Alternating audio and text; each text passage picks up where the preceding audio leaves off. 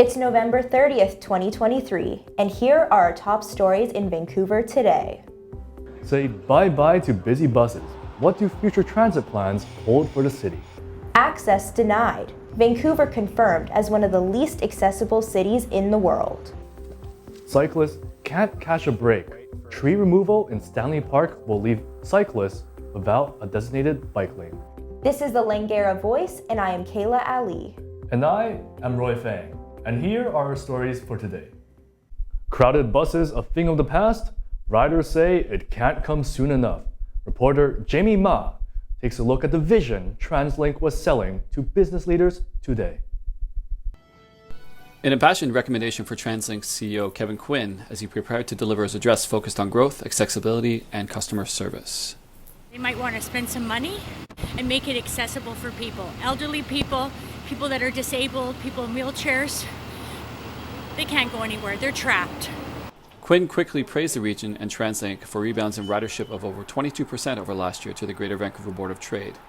With construction of new lines underway, progress continues. Quinn recognized the need for expansion within the region. As our region continues to grow, it's really our job to ensure that transit is accessible and inclusive for everyone. Tackling the expected growth of over 70,000 per year in the region, Quinn lamented the challenges TransLink faces in the ensuing years. He emphasized the Langara 49 line as being one where congestion and overcrowding proved most evident. Similarly, customers on the 49, on 49th Street in Vancouver, which connects Metrotown, Langara, and UBC, are struggling with the same experience. Not only is the 49 one of the busiest routes in the region, but over 60% of weekday rush hour trips are overcrowded. Students at Langara welcome the news since they often complain of missing their bus. Jamie Ma, Langara Voice. Take a look down any street in Vancouver. Eroded sidewalks, construction, and old buildings can create barriers to living a happy, healthy life. As Emily Best reports, a new study finds more than half of the places you go every day are inaccessible. Every crack in the sidewalk is painful, and there's a lot of cracks. With many sidewalks uprooted by trees, eroded by soil, and littered with cracks, it can make a difficult journey for anyone, not just those on wheels. It keeps me half housebound. You have to build up motivation to go out. Even near hospitals, the sidewalks can create a challenge for those visiting. I was recovering in Vancouver Hospital, so I was in a wheelchair, and I was encountering the sidewalks around the hospital, and they are the worst in the city. So I had a broken leg, broken ankle, and broken knee, and every bump in the sidewalk was hellish. A study done by Access Now says 51.5% of locations were determined to not be perceived accessible for those with physical disabilities. With this data, we're hoping that we can create some transparency and hopefully a little bit more immediacy on how these problems get addressed. Stairs are a common theme amongst old Vancouver architecture, with most establishments requiring a step or two up to enter their storefront. In that Germany, they're failing to meet the needs of customers and visitors with various needs, many of which have disabilities, but many also don't. You know, we're talking about parents with strollers or an aging population that might not identify as disabled. But for some businesses, it's difficult to renovate. It's so old of a building, I don't know if there's even really an accessibility accommodation to be made. While the city and its businesses need to step up and create more accessibility, the public needs to see some steps taken down for those who need it. Honestly, everyone working here, it doesn't feel good. We feel pretty awful about it. Emily Best, Langara Voice. Stanley Park bikers just can't seem to catch a break. Up next, after these messages.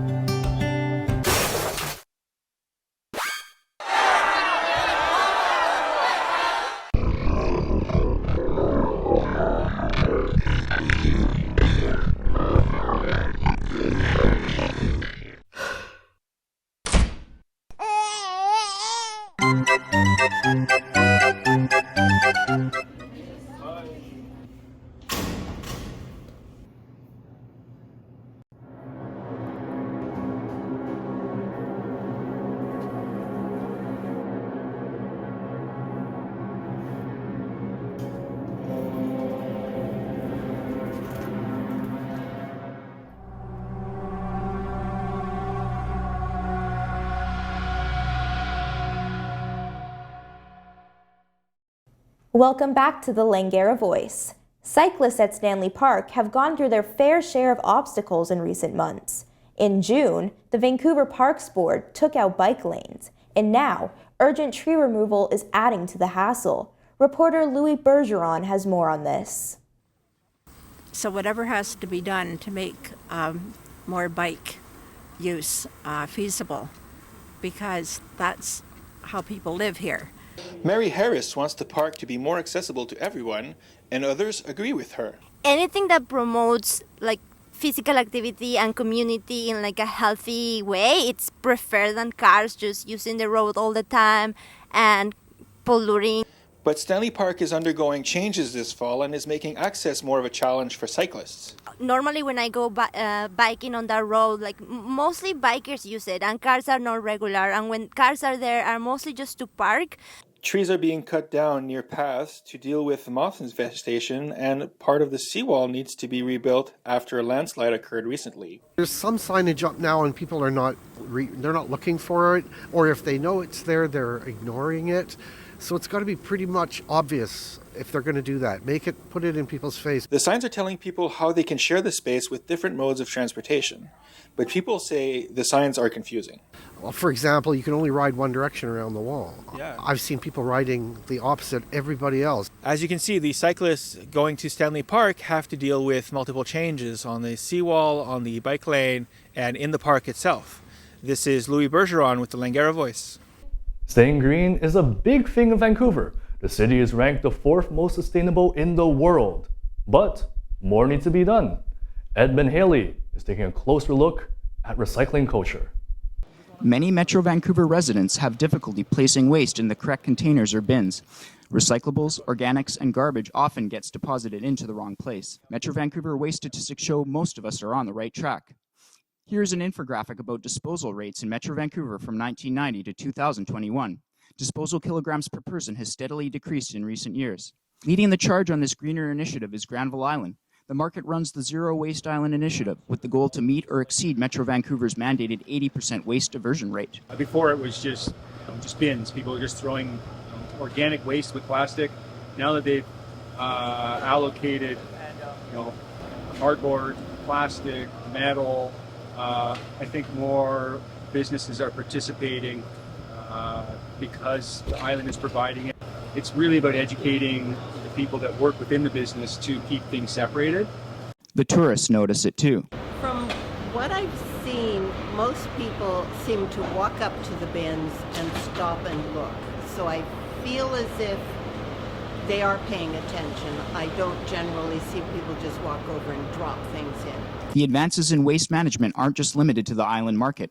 Metro Vancouver has seen a reduction in contaminated recycling. It's important. We have compost and we do recycling, and we've got a building that has a lot of recycling, so we can recycle all of it. Fast food restaurants have also seen a positive impact. The customers itself, I think they do a fairly well job. I would say 7 out of 10, since as you can see, our garbages have it's just a garbage bin. But for example, the paper products that we have, they usually just leave it on top of the garbage bin, and then we just recycle it ourselves. To reach a 10 out of 10 rating, Dexter says educating the public is key.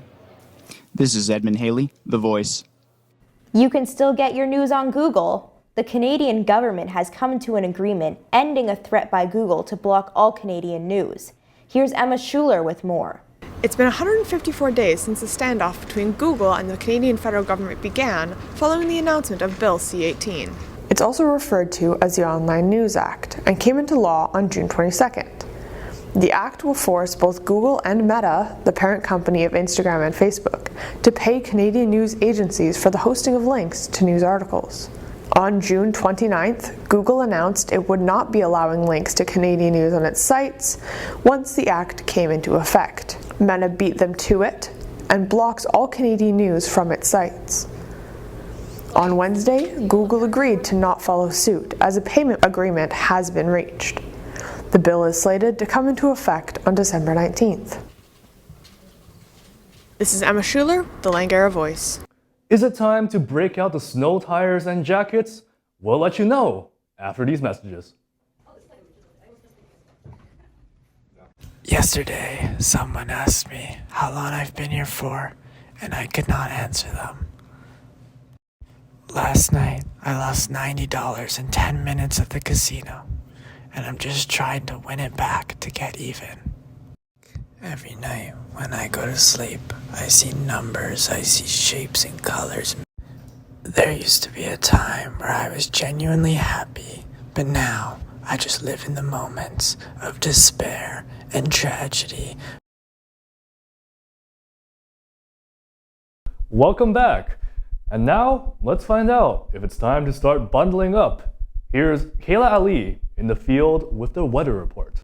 Here we are on the campus of Langara College. Rumor has it, snow may be coming our way tonight. Here's more on that now. After the abnormally dry fall and winter we have had this year, this week I recommend picking up your umbrella and putting on your gumboots. With a wet week ahead of us and chances of wet snow tonight, here are your weather forecasts for the weekend. Tomorrow, we will be experiencing rain with a high of 5 degrees. Saturday, we will see cloudy skies with a high of 5 degrees. And Sunday will be another soggy day with rain and a high of 10 degrees. This has been Kayla Ali for the Langara Voice. So, as Kayla's still out of the studio, I have one extra surprise story for you guys. Lost, but now found by new owners, here is the Everything for a Buck Lost and Found sale, reported by yours truly. With $1 in hand, students flock to the A building foyer. Hello. Okay. I purchased this Nalgene water bottle for $1 whole. I got Langara Security flashlights, campus security. This event is the Everything for a Buck Lost and Found sale. Textbooks, clothes, and glasses, all lost and unclaimed, and all available for $1. Held by the Langara College United Way campaign, the sale helps raise funds for their cause. We have this Lost and Found sale. We used to have more events for the United Way, but it's raising funds. And the United Way is a provincial organization that directs funds to community programs and services. The sale is often held twice a year and whenever there is an abundance of items in the Lost and Found. Water bottles are among the more common items. However, there are a few stranger items. They may not have sold, but they were for sale. One was a stand-up scooter, not an electric, but a kick scooter, but it was missing one handlebar, so it didn't sell. Another time was one ski, just the one, not two skis, just one. For the entrepreneurial students, there's also the opportunity to make some cash. You know, there's all these calculators. So why don't you buy the calculators and then rent them out during exam time? Okay, thank you for that, Roy. Now, is this everything that we have, or do you have more surprises for us? No, I'm out of surprises for today. Okay. Okay, now that's all we have for you today. I'm Roy Fang. And I am Kayla Ali. And this has been the Langara Voice.